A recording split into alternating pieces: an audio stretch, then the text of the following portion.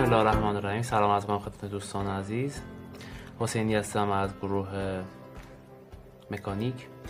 امروز قصد اینو داریم که کلیک های موس رو تعویض کنیم با استفاده از قلکش، یا اگر قلکش هم نداشتید میتونید با استفاده از حالا پاک کننده هایی هستن که بتونن قلا رو محو کنم و هویه میخوایم این کار رو انجام بدیم.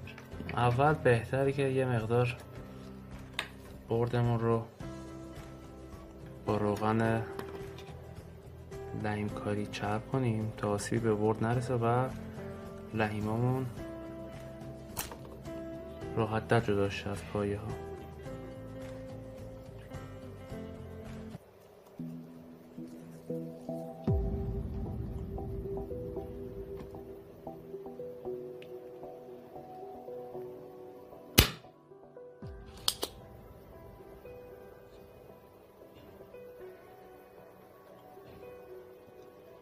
چشام بارونیه دست خودم نیست که تو در میری ازم شونمو میگیره غم آخ چقدر برداشتم. خب اولین پایه کلیک در واقع راست ماوسمون رو خارج میکنیم.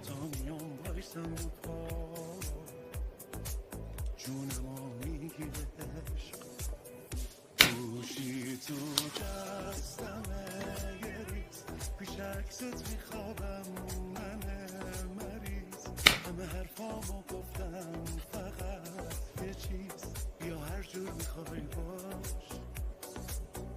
پشت فرمون منو دوست داشتن تو دیوونه کرد. پایه دوم رو هم به این شکل جدا میکنیم و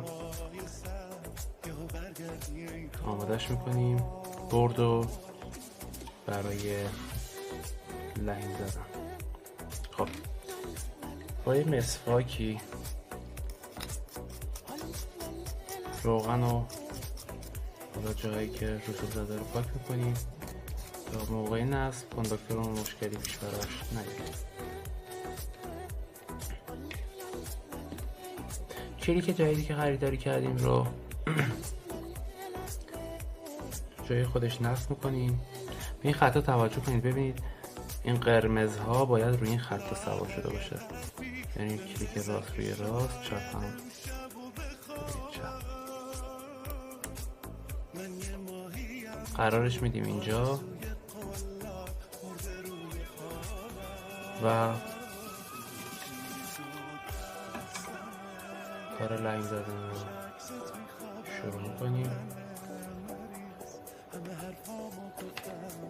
یه تیکه سیم بریدم تا به یک از پایه‌ها متصل کنم.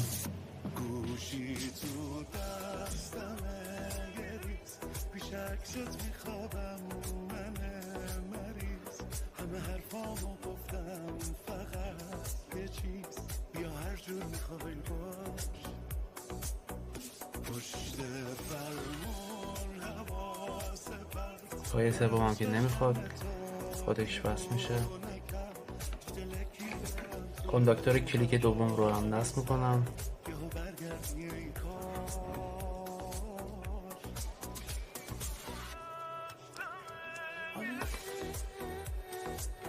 و لحیم این رو هم میزنم.